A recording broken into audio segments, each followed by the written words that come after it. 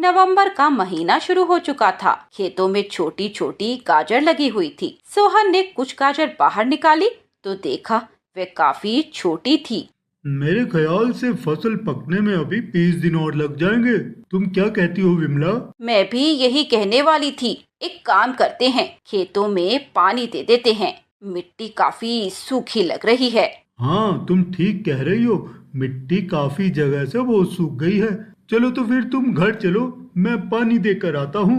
सोहन और विमला ने वे दो चार जो छोटी छोटी गाजर बाहर निकाली थी, विमला उन्हें लेकर घर की तरफ चल देती है और सोहन अपने खेतों में पानी देने लगता है। रास्ते में विमला को एक पड़ोसन मिल जाती है।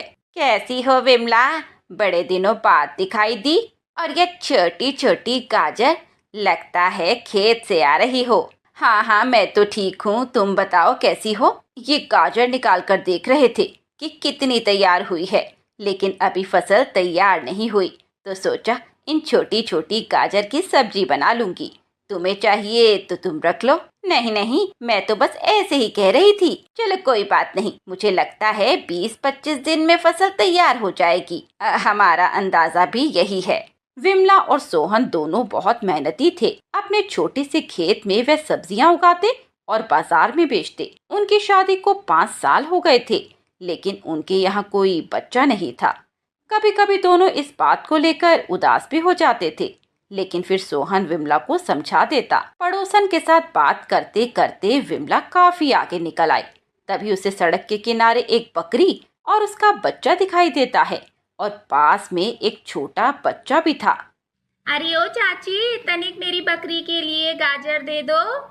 विमला ने गाजर की तरफ देखा। वह बहुत छोटी छोटी थी। फिर उसने सोचा कि इसकी सब्जी भी क्या बनेगी। उसने उस बच्चे को वह गाजर दे दी। ये बकरी और बकरी का बच्चा तुम्हारा है? हाँ, मेरा ही है। माँ ने कहा था इनको चरा कर ले आओ, पर यह दोनों यहाँ से टस से मस नहीं हो रही है। कोई बात नहीं, तुम आराम से ये गाजर इन्हें खिला दो। फिर पड़ोसन और विमला वहाँ से चली जाती हैं। विमला घर आकर खाना तैयार करती है। तब तक सोहन भी खेतों से वापस आ जाता है। अरे, तुमने तो दाल बना दी, गाजर नहीं बनाई। नहीं नहीं, रास्ते में छोटा बच्चा अपनी बकरी के साथ दिखाई दिया। मैंने उसकी बकरी को वह गाजर खाने को दे दी। सोहन फिर कोई सवाल नहीं करता और चुपचाप खाना खा लेता है। रात काफी हो चुकी थी। विमला की आंख खुलती है। तभी उसे ऐसा लगता है जैसे कमरे में उन दोनों के सिवा भी कोई है। वे इधर उधर सब जगह देखती है, फिर अपना वहम समझकर आंखें बंद कर लेती है। लेकिन तभी उसे ऐसा लगता है जैसे कोई खुसर पुसर करके बातें कर रहा है। वे आहिस्ता से बिस्तर से उठती है और उस आवाज की तरफ बढ़ती है। दरवाजा खोलकर बाहर देखती है तो हैरान हो जाती है। वहाँ पर दो गाजर इंसानों की तरह बातें कर रही थी। ओहो, तुम्हारी आँख खुल गई। हम दोनों तो बहुत धीरे धीरे बात कर रही थी। गाजर को बोलता देख विमला डर जाती है और दरवाजा बंद कर देती है। फिर थोड़ी हिम्मत करके वे दरवाजे को धीरे धीरे खोलकर बाहर देखती है तो उसे कोई दिखाई नहीं देता। वे गहरी सांस लेती है और दरवाजा बंद कर देती है। तभी उसे अपने पीछे से आवाज सुनाई देती है। बाप रे बाप, बाहर कितनी ठंड थी। विमला पीछे मुड़कर देखती है तो दोनों गाजर घर के अंदर आ चुकी थी। कौन हो तुम? हम जादुई गाजर हैं। विमला किसी से बात कर रही थी। आवाज आते ही सोहन की आंख खुल जाती है। वह उठकर देखता है तो विमला गाजर से बात कर रही थी। सोहन को अपनी आंखों पर यकीन नहीं होता। वह 2-3 बार अपनी आंखें मलकर देखता है और यह सब क्या है? ये गाजर तो इंसानी भाषा बोल रही है। उठ गए आप? देखो तो, ये गाजर कह रही है कि ये जादुई गाजर है। क्या कहा? जादुई गाजर? पर ये दोनों यहाँ क्या कर रही हैं और हमारे घर में क्यों? हम तो बस इसीलिए चले आए क्योंकि हमने देखा विमला के अंदर बहुत ही ममता है। उसका दिल बहुत अच्छा और साफ है। लेकिन तुम लोग आए कहाँ से हो? तुम्हारे खेत से। घबराओ नहीं, हम लोग सुबह होते ही यहाँ से चले जाएंगे। हम तो बस यहाँ पर तुम्हारी मदद के लिए आई हैं। तुम दोनों खेतों में कितनी मेहनत करते हो और हमने देखा है कि तुम लोगों की मदद भी बहुत करते हो। और हम तो ये भी जानते हैं कि तुम्हारे यहाँ कोई बच्चा नहीं है, इसीलिए तुम दोनों बहुत उदास रहते हो। जैसे ही दोनों गाजर बच्चे की बात बोलती हैं, विमला की आंखों में आंसू आ जाते हैं और वह हाथ जोड़कर गाजर के सामने बैठ जाती है। तुम तो हमारे बारे में सब जानती हो, तो क्या तुम मेरी मदद करोगी? मुझे भी एक प्यारा सा बच्चा चाहिए जो मेरे आंगन में खेले और बड़ा होकर मैं उसकी शादी देखूं। अरे बाप रे बाप, तुमने तो बच्चों से लेकर उसकी शादी तक का सपना 1 मिनट में देख लिया। बच्चा इतनी जल्दी बड़ा नहीं होता है। हाँ, मैं जानती हूँ, तो बस मैंने अपने दिल की बात तुम लोगों से कह दी। तुम भी ना विमला, ये जादुई गाजर हमें सामान दे सकती है। जो चीजें हम कहें वो दे सकती हैं। बच्चा थोड़े ही दे देंगी। वो तो भगवान की देन है। चलो अब रोना बंद करो। तुम रोती हो तो मुझे अच्छा नहीं लगता। तुम जानती हो ना इस बात को।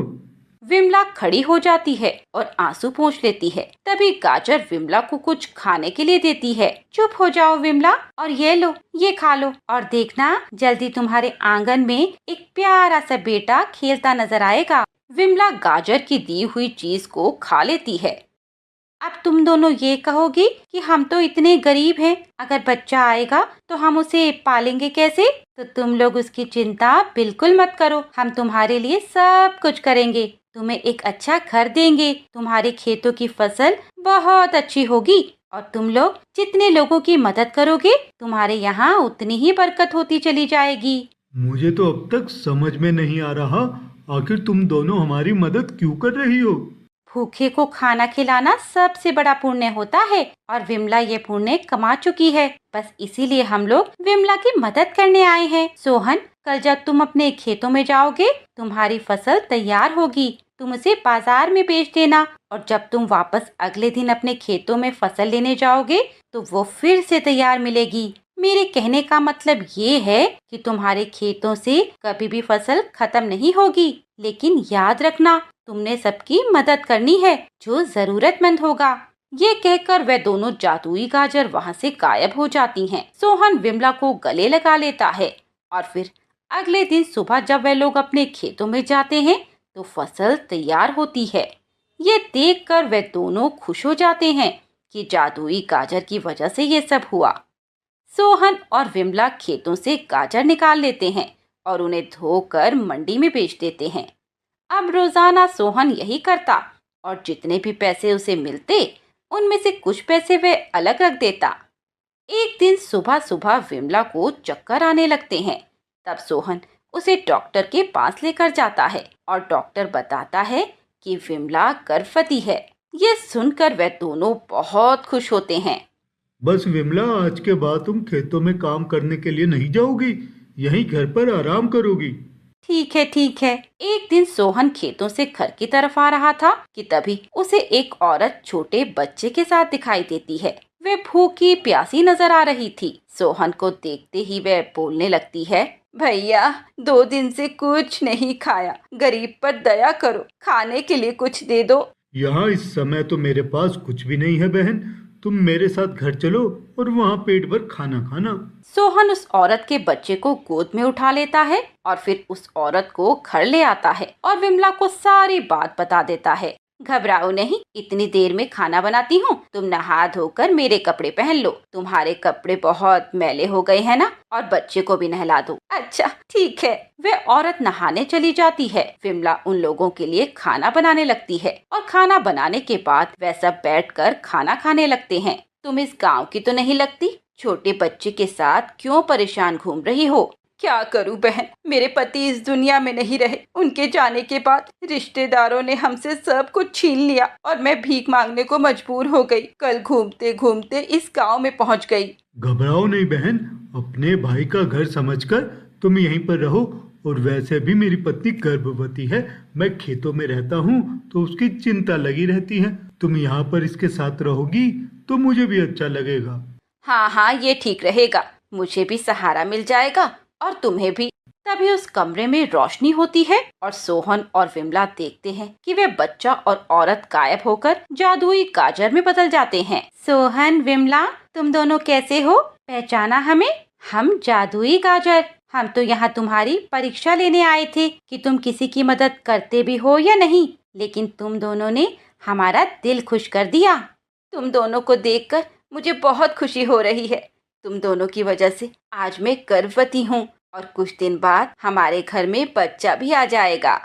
हमें भी ये सुनकर बहुत खुशी हुई। सोहन, तुम बहुत अच्छा काम कर रहे हो। बस इसी तरह लोगों की मदद करते रहो, क्योंकि हर किसी के पास जादुई गाजर नहीं होती।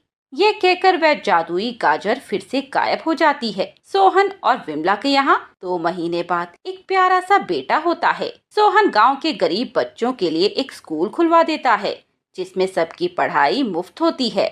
यहाँ तक कि किसी गांव वाले को जरूरत होती तो सोहन उनके साथ खड़ा रहता। विमला और सोहन देखते हैं कि जब भी वे किसी की मदद करते हैं, उनके घर में और ज्यादा बरकत हो जाती है। दोनों अब अपने बेटे के साथ खुश थे और गांव वालों की मदद करते रहते थे।